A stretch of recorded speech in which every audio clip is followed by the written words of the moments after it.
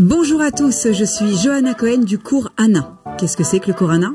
Le cours Anna, c'est une école des arts de la scène située à Neuilly-sur-Seine, Boulogne-Billancourt et Paris 16e.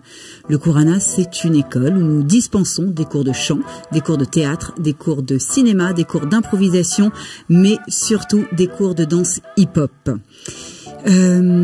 Aujourd'hui, j'ai envie de vous dire, je reçois quelqu'un de bien particulier pour moi, quelqu'un que j'admire beaucoup, quelqu'un que je trouve talentueux. Je vous présente Benji Boy. Bonjour Benjamin. Salut. Comment ça va? Merci de me recevoir. Mais non, mais j'ai envie de te dire, ça fait longtemps. Ouais. Benji Boy Kings. Alors c'est B-Boy Benji Kings. Alors B-Boy. B-Boy, ce qui veut dire breakdancer. D'accord. Alors c'est mon nom, Benji, mon prénom, et Kings parce que j'ai remporté beaucoup de compétitions. Ah bah dis-moi, combien? Alors c'est ça va de la compétition underground, c'est-à-dire très rue, où j'ai affronté les meilleurs mondiaux un peu partout sur la planète, jusqu'à ce qu'on appelle le freestyle session, c'est à peu près 300 équipes, et moi j'ai travaillé avec les meilleurs, les 10 meilleurs mondiaux, et on a fait le tour de la planète, et on a gagné le freestyle session finale, qui est l'équivalent du Graal dans notre discipline. Alors moi j'ai envie de savoir une chose, ça t'est venu vers quel âge, ce goût de la danse? Moi j'ai commencé très tôt. Alors on va dire que j'ai toujours dansé, j'ai une famille qui a évolué dans les années 80 avec Sydney, HIP, HOP, donc j'ai grandi chez moi avec des vidéos justement, des films comme Beat Street ou Break Street, avec Sydney le dimanche après-midi et les vidéos, etc. Donc j'ai dansé très tôt, j'ai beaucoup de vidéos qu'on peut voir sur mon Instagram où je danse, où j'ai l'âge de 2-3 ans. Et après par contre j'ai vraiment dansé à partir de 94, vraiment dans le break, où j'en ai fait vraiment mon sport, et j'avais envie de me diriger vers mon métier. Alors c'était très tôt, et ça a été une réussite pour moi, parce qu'il fallait convaincre mes parents que c'était quelque chose que je pouvais faire vraiment, que c'était pas juste une passion. C'est compliqué quand on est d'une confession judaïque de dire à papa et maman on va danser dans Châtelet-Les Halles tous les soirs avec des mecs, et elle avait plutôt l'impression que j'allais vendre du shit. Donc c'était un peu compliqué, mais avec le temps elle a compris. J'ai eu la chance de lui prouver plein de fois, comme Le Défi par exemple, le film que j'ai fait, le long métrage. Quand on a 18-19 ans, on a la chance de pouvoir avoir un premier rôle dans un film. C'est quelque chose qui est touchant pour mes parents, de voir déjà leur nom sur une affiche. Voilà, c'était quelque chose qui était touchant, et c'était pour moi l'aboutissement d'une réussite. J'aurais dit, voilà, j'ai prouvé que je pouvais faire quelque chose, maintenant laissez-moi évoluer comme je veux là-dedans. Et ils m'ont laissé par la suite, tranquille. C'est fou quand même. Ouais, c'est pas mal. Ce parcours de malade. Alors si tu peux nous parler un petit peu de ton rôle dans le film, donc Le Défi, comment tu t'es préparé pour ce... Alors je me suis pas du tout préparé. Moi j'ai été chercher des amis à moi qui faisaient le casting justement. Moi j'allais les chercher pour danser dans une bar mitzvah. Donc rien à voir. Ah ouais, dingue. Et j'étais en retard tout simplement pour cette bar mitzvah, et je les ai appelés, je leur ai dit descendez parce que il faut qu'on parte, on est en retard, descendez vite. Et ils m'ont dit écoute, on est en plein casting, monte, t'en as pour 2 minutes, reste avec nous, tu vas kiffer, et puis au pire fais le casting. J'ai dit non, moi ça m'intéresse pas. Moi j'avais déjà été pris pour un film qui s'appelait Les Rouilleurs de Jean-Pierre Thorme, qui devait sortir et qui s'est jamais fait finalement. Donc pour moi les promesses à l'époque c'était un peu, voilà, il y en avait beaucoup, il y avait pas beaucoup de choses qui aboutissaient, donc je passais un peu au travers, je disais laissez tomber, ça m'intéresse pas. Et puis finalement je suis monté pour aller les chercher, et si tu veux il y avait comme une atmosphère de compétition, parce qu'il y avait à peu près 200 danseurs dans la salle, et les uns derrière les autres passaient en faisant une démonstration et pas forcément un casting. Ça avait plutôt l'air d'un battle, comme on dit chez nous, plutôt qu'un casting. Et comme moi j'ai un ego surdimensionné dans cette culture et qu'il fallait que j'éclate tout le monde, bah je suis rentré dans le cercle et j'ai dansé et j'ai cartonné. Donc zéro préparation. Zéro préparation, j'ai juste fait un solo tout seul, voilà, j'ai cartonné ce jour-là et je suis reparti. Juste avant de partir, il y a un type qui s'appelle David Mauduit qui vient me voir et qui me dit ouais, écoute, il faut qu'on parle 2 minutes. Je pense que tu pourrais faire quelque chose dans le film. Donc moi je lui explique, je lui dis je suis même pas au courant quel est le film que tu es en train de faire, qu'est-ce que vous faites, qu'est-ce que c'est, qui est la réalisatrice. C'est pour moi j'étais danseur, le cinéma c'était vraiment quelque chose sur lequel j'étais loin dans ma tête. Donc au début j'ai pas trop calculé, il m'a dit tu pourrais être le rôle, il m'a pris une photo, il m'a dit on se recontacte. Il m'a recontacté peu de temps après, moi j'étais pas là, j'étais à l'étranger, je dansais, et il m'a dit il faut que tu reviennes à Paris pour le casting final pour la comédie. Je lui dis moi j'ai pas le temps, je suis pas là, je peux pas. C'est en plus, vas-y si tu veux aller me faire revenir, on n'est même pas sûr que ça va se passer. C'est déjà très dur de joindre les deux bouts pour moi, de danser à l'étranger, de payer mes frais, etc. Je danse dans la rue tous les jours pour pouvoir payer plein de choses. Je dis c'est compliqué, ça m'intéresse pas. Et puis finalement, ils m'ont fait revenir. J'ai fait le casting, ça s'est très très bien passé. Il y a aussi le facteur chance parce qu'en réalité, je suis un blanc. J'ai 18 ans à cette période. La mère dans le film qui joue le rôle de ma maman Blancali, c'est une femme qui pourrait être ma maman, qui est brune, qui a à peu près le teint comme moi. Donc c'est le bon timing, j'étais la bonne personne, j'étais un des meilleurs mondial dans le monde à ce moment-là. Donc vraiment tout était, voilà, c'était pour moi. Il y a des choses qui s'expliquent pas, la destinée c'était comme ça, il y a le facteur chance. Bien sûr j'avais le niveau, mais il y a le facteur chance. Oui. Alors ok, 0 préparation, certes quand tu es allé faire ce casting, mais c'est combien d'heures de préparation chez toi ou dans des salles de danse? Combien d'heures de travail par semaine, par jour? J'ai l'impression que tu es un acharné du taf quand même. Moi, le break, c'était quelque chose, c'est vital. C'est-à-dire que moi, je me lève, je vis break, je vivais que pour ça. J'avais pas de lit chez moi, je dansais sur mes tapis et je dormais sur mes tapis. J'avais des tatamis, je dormais dessus et je dansais dessus. Donc je faisais 2 sessions de 2 heures tous les jours. Pourquoi 2 sessions et pas une fois 4 heures? Parce qu'en réalité, pour moi, je trouve que la première heure, c'est la plus efficace quand tu t'entraînes. Quand tu commences ton entraînement, ta première heure, c'est celle où tu as le plus de patates, c'est celle où tu es le plus déterminé, où tu es le meilleur dans la recherche. Je pense que les heures qui viennent après, c'est un peu comme à la musculation. Au bout de 2 heures, tes derniers exercices, tu es un peu à la ramasse, tu as moins de force, tu es moins bon. Si tu fais 2 séances, tout ton début de séance, il est toujours meilleur. Donc je faisais deux sessions de 2 heures, comme ça je savais que j'avais au moins 2 bonnes heures où j'étais à fond et je pouvais trouver plein de mouvements. 2 heures par jour? Oui. Au minimum? Minimum. Non, je dansais 4 heures, mais il y avait 2 bonnes heures qui étaient bonnes. 2 heures qui étaient... voilà. Quels sont les petits conseils que tu pourrais donner à tous ces petits danseurs là qui rêveraient peut-être d'être à ton niveau ou tout simplement de faire une carrière dans ce métier qui n'est franchement pas facile? Moi, je déconseille tous les danseurs de faire carrière dans la danse. Moi, c'est quelque chose que j'ai fait, sur lequel j'ai commencé, et après je me suis vite rendu compte que tu peux vite en vouloir à ta passion si tu n'arrives pas à joindre les deux bouts. Tu vas être obligé de faire des choses qui te plaisent pas, tout simplement, de danser pour des artistes ou des choses comme ça, parce que tu peux pas vivre tout le temps de ce que tu as envie de faire. Moi, j'aimais la compétition ne ramène pas beaucoup d'argent, il te ramène de la notoriété. Moi, j'ai été quelqu'un de très très respecté dans cette culture parce que j'ai gagné vraiment beaucoup de compétitions et j'ai fait quelque chose qui n'existe pas. J'ai inventé un style qui s'appelle le flexible style. C'est un style de danse aujourd'hui qui se fait naturellement chez beaucoup de danseurs. Il y en a des millions, il y a des compétitions qui s'appellent comme ça. Donc voilà, c'est quelque chose que moi j'avais choisi, mais de faire mon métier avec ça, c'était compliqué. J'avais pas envie de danser pour des chanteurs, des danseurs. Moi, je me souviens d'avoir eu une fois Matt Pokora qui m'a appelé, qui m'a demandé de danser pour un de ses clips et qui m'a proposé 75 €. Je sais pas si vous vous rendez compte de ce que c'est que 75 €, mais j'étais à 2 doigts de l'insulter. Donc je lui ai dit, écoute, et c'est la première fois que je le dis à la radio, ça, je lui ai dit, écoute Matt, il y a quelque chose qui se fait, il y a des choses qui ne se font pas. Tu peux m'appeler, tu peux me demander, rends-moi un service, est-ce que tu peux danser pour moi à charge de revanche, et moi par la suite, je te renverrai l'appareil, peu importe, on trouvera une solution, il n'y a pas de souci. Mais tu peux pas me proposer 75 € déclarés. Ça n'existe pas en fait. Je danse dans la rue, je gagne plus d'argent que ça. Tu peux pas me proposer ça. Et tu peux pas me flatter en me disant t'es un des meilleurs, t'es ci, t'es ça, et après tu me proposes 75 €. C'est que tu me prends pour un con. Donc voilà, je l'ai pas fait, j'ai pas dansé pour lui, et j'ai préféré aller travailler, comme tout le monde. Ce qui était pas facile parce que quand tu fais un film ou tu fais plein de choses, bah des fois d'aller bosser.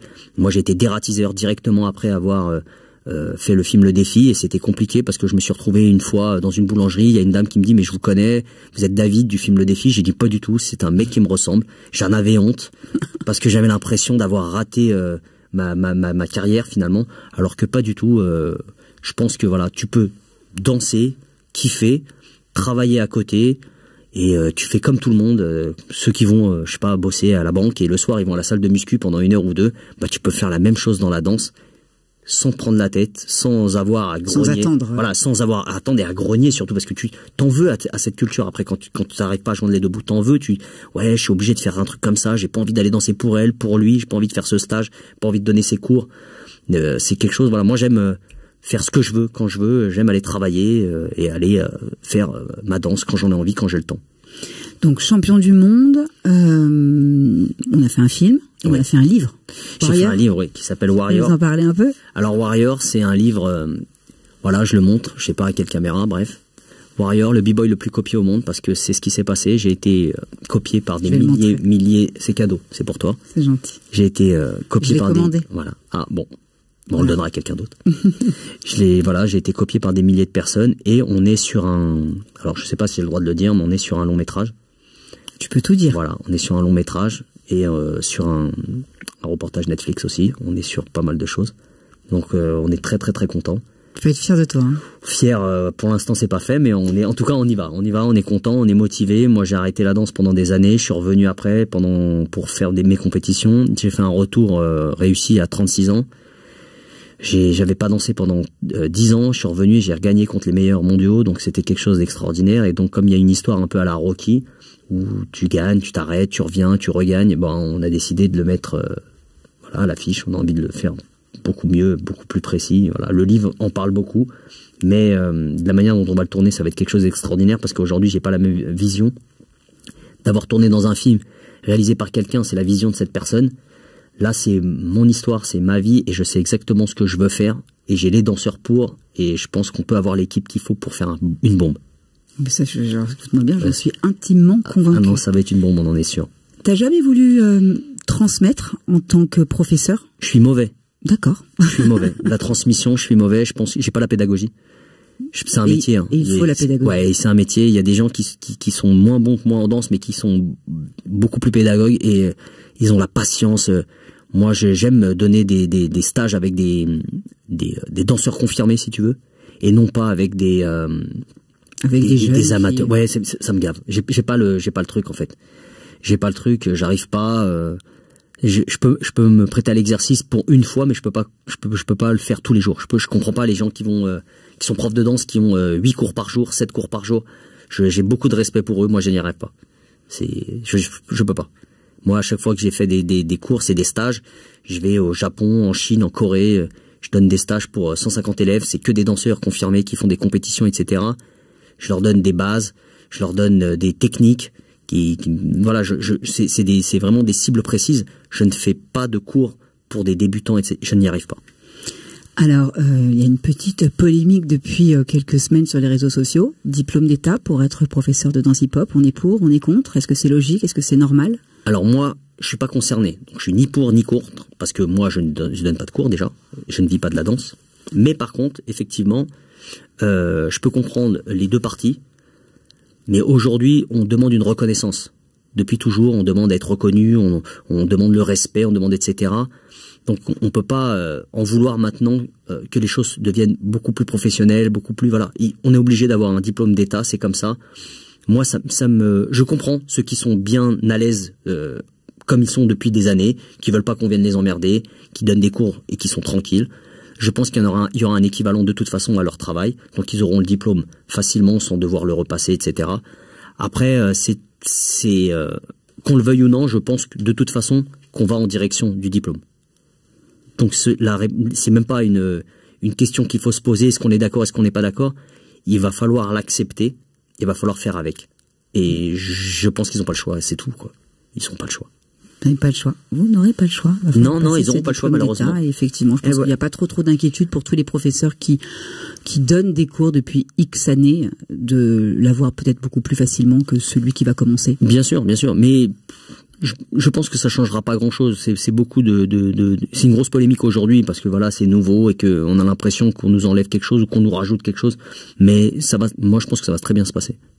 3 fois champion du monde, aujourd'hui... Alors attention, le mot champion du monde n'existe pas dans notre culture, faut le savoir. Alors, faut savoir que moi j'ai gagné beaucoup de compétitions à l'international. Il n'y a pas de championnat du monde, on emploie ce terme-là pour parler à un public qui est beaucoup plus ouvert que le nôtre, mais dans notre culture à nous, le mot champion du monde n'existe pas. Le champion du monde, c'est du sport. Nous, on a une culture. La culture, c'est du hip-hop. Et cette culture, elle réunit plein de choses. Le DJing, les MC, les graffeurs et les danseurs. Ça, c'est une culture. Ça n'a rien à voir avec le sport. C'est pour ça que j'étais pas pour les Jeux Olympiques à la base. Je trouvais que c'était, ça enlevait quelque chose à notre culture parce que ça se dirigeait vers le sport, déjà dans les conditions de le faire, etc. Mais bon, après, à partir du moment où on n'a pas le choix, comme le DE, ça arrive aux Jeux Olympiques, je pense qu'il faut être derrière l'équipe de France, il faut être derrière le Français qui va représenter le pays, pour le principe. Donc maintenant, Bien sûr, je suis patriote, donc le Français qui va y aller, il y a un ami à moi qui s'appelle Dany qui va danser là-bas. Et je suis très content pour lui s'il arrive à faire ramener une médaille chez nous. C'est une fierté quand même. Donc je vois pas pourquoi on devrait voilà grogner là-dessus, même si moi je trouve que voilà ça n'a rien à voir avec la culture. De monter sur un podium, d'avoir une médaille, etc. Ça reste du sport. Ça reste du sport, on est d'accord. Même si ça demande une condition physique extraordinaire, le breakdance, ça n'a rien à voir. Mais c'est culturel, c'est de la musique, ça vient de la rue, il y a quand même des bases, il y a quelque chose. Voilà. Est-ce que pour ces JO 2024, est-ce qu'on t'a sollicité? On m'a sollicité plusieurs fois, on m'a sollicité déjà pour m'occuper de l'équipe de Chine, où j'ai accepté, j'ai juste donné un montant qui ne leur a pas plu. Ok. Voilà. Et je leur ai dit, ça peut pas être gratuit, s'absenter 4 mois, plus 1 mois et demi ou 2 pour ici aller gérer au village, etc. Moi j'ai une famille, je gagne ma vie, je peux pas m'arrêter comme ça du jour au lendemain s'il n'y a pas une compensation au moins à l'équivalent. Bien sûr. Donc j'ai dit non. Non, ils ont dit non, pardon. Ils ont dit non et après je partage pas mal de moments avec les jeunes qui vont danser là-bas. Donc c'est cool, on les soutient, on les aide, on leur donne notre savoir. Hier j'étais dans le Nord justement pour expliquer tout ça à des petits jeunes. Donc c'est la transmission. Exactement, on est dans la transmission mais pas de la même manière. Maintenant je transmets par la parole et pas par la danse. J'essaye de partager des moments de danse mais pas de la même manière qu'un cours. C'est pas allez 1, 2, 3, 4, oui, on suit le mouvement. C'est pas comme ça en fait que je le fais. Mais ça se passe très bien. Honnêtement la transmission, je pense qu'à de toute façon, moi j'ai 42 ans donc à mon âge la transmission c'est normal. Ça fait partie du truc, c'est la suite logique. Bien sûr. C'est la suite logique, j'ai pas le choix. Donc je transmets à ma manière, je transmets avec un bouquin, je transmets avec les médias aujourd'hui, le film qui va se faire, les reportages, etc. Voilà. C'est ma façon à moi de transmettre. Ok, mais on peut pas avoir une petite exclue là? Tu vas pas danser? Danser dans ton studio? Non, pas dedans. Pas dans mon studio. Non. Danser pendant les JO. Alors, j'ai pas l'âge de toute façon. Ok, mais il y a pas un show? Il y aura plein de choses, il y aura plein de surprises. Il y aura un village avec plein d'animations pendant 1 mois. Il y aura plein de choses, il y aura plein de groupes qui vont venir du monde entier. Pour l'instant, on n'en sait pas plus. On sait juste qu'il y a un gros budget et qu'il va y avoir vraiment des extras sur la danse pour pouvoir amener le truc. Ça va pas juste être un jour de compétition et c'est fini parce que faut savoir que ça se fait sur 2 jours seulement le break, ça va aller très vite. Je crois que c'est 7 ou 8 ou 9. Bon bref, ça va aller vite. Mais voilà, il va y avoir des extras et on a discuté avec justement Abdel qui s'occupe de ça. C'est une personne très importante dans cette culture aussi qui a une main mise sur tout ça et qui nous a expliqué pas mal de choses hier. Il nous a ouvert les yeux sur plein de choses. C'était un peu flou. Lui, il en sait un peu plus, mais c'est très bien. Faudrait l'inviter d'ailleurs. Je te donnerai le contact. Avec plaisir. Est-ce que tu as encore des rêves? Bien sûr. C'est lui qui rêve plus, il est foutu. Déjà, je rêve de danser encore très longtemps. Mais il y a des rêves que tu peux réaliser, d'autres que tu peux pas. Le corps, tu peux pas aller contre ton corps. Moi, j'ai pas mal de problèmes physiques. Oui. J'ai de l'arthrose et voilà, les épaules, les poignets, j'ai les genoux un peu bousillés. Donc, quand je danse, ça se voit pas trop. Par contre, la récupération, elle est très très dure. Très très très très dure et c'est comme ça. On peut pas avoir dansé pendant 30 ans et en plus comme un sauvage parce qu'à l'époque, il y avait pas d'échauffement. On s'entraînait dans le Forum des Halles. C'était du marbre, c'était froid. Les échauffements on n'en connaissait pas beaucoup, on n'est pas passé par justement la pratique sportive, donc les rééducations, les kinés, l'ostéo. Moi j'ai découvert l'ostéo, j'avais 25 ans. Ah oui. Ouais, voilà. Mais c'est vraiment parce que moi je guérissais par la danse. J'avais mal à droite, et ben je dansais un peu plus à gauche. Voilà, tu guéris comme tu peux, tu fais comme tu peux et c'est tout. S'il y a plus de danse demain, peut-être qu'il y aura plus de transmission. Si je danse plus, ça va être, c'est sûr, je vais surtout être très triste. Je te trouve tellement talentueux, vraiment. Bah, c'est gentil, merci. C'est gentil. Voilà, quoi, c'est vrai que n'importe quelle école rêverait de t'avoir un peu et que tu viennes enfin parler, voilà, à tous ces jeunes et de leur initier. Ouais, en tout cas, le livre, ça sert à ça. Je fais le tour des écoles de France, je fais le tour des bibliothèques, je fais plein de choses comme ça en ce moment. C'est un milieu que je connaissais pas. Faut savoir quand même que sur 50 ans d'histoire, il n'y a aucun livre sur le break. En autobiographie, c'est le premier. Warrior, il n'y en a jamais eu. Je répète, Warrior, le b-boy le plus copié au monde. Voilà, et c'est pour ça que je l'ai fait le livre, parce qu'il n'y en avait pas eu d'autres. J'aime bien essayer d'ouvrir une porte. J'ai trouvé ça franchement fou de pas trouver aucun livre sur aucun breaker dans le monde, alors qu'il y a des personnes qui ont des histoires à raconter dingues. Ça part il y a des personnes qui parlent dans ce livre comme Mr Freeze ou comme Solo du groupe Assassin, qui a fait partie des premiers breakers en France. Mr. Freeze qui fait partie du groupe Rocksteady Crew, qui est un des membres fondateurs du breakdance dans le monde entier. On peut le voir dans le film Flashdance, et pour vous dire, la scène mythique où la fille danse à la fin dans Flashdance, par exemple, c'est une doublure. C'est un homme qui danse et c'est un mec qui s'appelle Crazy Leg qui danse dans Rocksteady Crew. C'est pour vous situer un peu qui étaient ces gens-là. C'était vraiment à la base. Et il y en a un qui parle dans le livre, et ces gens-là, je comprends pas pourquoi ils ne font pas un bouquin. Soit ils attendent que les choses viennent à eux, soit je comprends pas. Il y a tellement de choses à raconter. Pourquoi tu leur proposes pas? Mais j'aurais proposé, moi j'aurais dit, mais en fait, quand tu fais un bouquin, tu vas voir des gens et tu parles avec eux, et en fait, tu te rends compte que ils sont en attente de plein de choses. Comme il fallait qu'on les bouge nous. Oui, ou alors, oui, peut-être. J'étais un peu choqué de ça, moi. Après, c'est quand même toute une démarche, hein. Alors c'est coûteux, d'aller choper les personnes qui viennent te parler. Un bouquin c'est coûteux. Nous c'est nous l'éditeur, c'est moi. On a fait tout nous-mêmes. C'était très compliqué avec Paul Bellettre. On a tout fait nous-mêmes parce que réellement tu peux pas gagner ta vie avec un livre quand tu vois ce que oui, bien sûr. Une maison d'édition te donne. C'est ridicule. C'est à la limite t'as pas envie de le faire en fait. Si tu vends pas 2 millions de livres en fait tu fais pas d'argent. Donc quand on te donne 1 euro ou 2 sur un livre c'est ridicule. Donc on a voulu le faire tout nous-mêmes, pas pour gagner mieux notre vie, simplement parce qu'après 1 ou 2 maisons d'édition, on a décidé que c'était trop compliqué, que il faisait trop de chichi, voilà, c'est trop long, trop de chichi, c'est pas notre domaine, c'est pas notre culture, c'est pas ci, c'est pas ça. Allez, on le fait nous et on verra plus tard. On travaille, on a la chance de pouvoir gagner notre vie, donc on a dit allez, on le fait nous et on verra. Voilà, on transmet au maximum, ça ira où ça ira. Et finalement, ça nous a ouvert plein de portes. Qu'est-ce qu'on peut te souhaiter? Bonne chance pour la suite. Même si je trouve que jusqu'ici, je m'en sors pas trop mal. J'ai eu pas mal de chance, j'ai une bonne étoile. Je remercie mon entourage, j'ai un bon entourage autour de moi. J'ai pas mal de gens qui me soutiennent. J'ai une personne notamment qui s'appelle Yuval, qui est avec moi depuis mes débuts, qui est toujours derrière moi, qui me fait beaucoup de bien. Je suis entouré de bonnes personnes comme Loïc Rioux, Mr. Freeze, Paul Bellettre. Il y a plein de gens comme ça qui me sont autour de moi, Tony's. C'est un petit cocon de copains danseurs avec qui tu peux évoluer bien parce qu'ils sont pas jaloux, ils sont pas envieux, ils te boostent. Oui, c'est vrai que c'est un milieu un peu. C'est très difficile. Rageux, je trouve. Ouais, c'est rageux. Fréquenté depuis quelques Bah, y a pas de place pour tout le monde. Il y a pas de place pour tout le monde. Le trône il y a très peu de place en haut du trône, donc tout le monde le veut. Tout le monde se fait des croche-pattes. C'est compliqué. Ça paraît beau de l'extérieur, peace, love and unity, etc. Avec les fameuses phrases d'Africa Bambaataa dans les années 80 sur qu'est-ce que la communauté hip-hop, qu'est-ce que la culture, etc. Mais c'est une compétition avant tout, dans tout, que ce soit dans le rap, dans le graffiti. Le graffeur veut être le meilleur, les DJ veulent être les meilleurs, les MC c'est pareil. Y a très peu de rappeurs qui s'aident entre eux et ils se mettent un peu des couteaux. Voilà, c'est des coups de couteau, c'est comme ça. Mais c'est peut-être aussi, c'est pour ça aussi qu'on est là où on est aujourd'hui, parce qu'on se booste en permanence. La compétition est rude, voilà, ça avance. On est passé du carton par terre aux Jeux Olympiques. C'est énorme. Énorme. Y a pas de mots, c'est énorme. Alors, petite mauvaise nouvelle, hein, 2028, il y aura plus, mais on a la chance de l'avoir chez nous. Dieu merci, voilà, ça se passe bien, on est content. Profitons-en, exactement.